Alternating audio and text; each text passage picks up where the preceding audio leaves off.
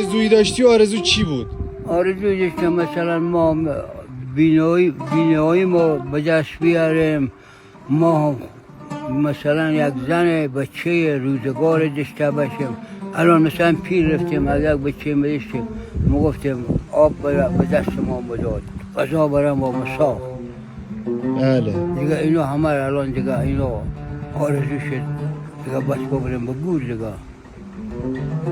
این دوست داشتیم بچه داشته باشیم؟ بله. پسر دوست داشتی یا دختر؟ پسر که اصلا مال بگیرم. دختر چی؟ دختر نه. دخترم خوبه، دخترم خیلی وفاداره. بله دیگه ها روش که با خدایم مکمگن دختر پسر فرقا نداره دیگه. ولی پسر بیشتر دوست داشتی؟ بله پسر. اگه پسر داشتی اسمشو چی میذاشتی؟ پسر مدشتم اسمش رضا، حسین دیگه، ابوالفضل. ماشاءالله بچم زیاد میخواستی؟ 3-4 تا پسر میخواستی؟ هم دیگه 3-4 تا. 12 تا میوردی اسم 12 ما میذاشتی. آرزو ما دیگه آقا، آرزو مرگ دیگه. آرزوی مرگ؟ بله.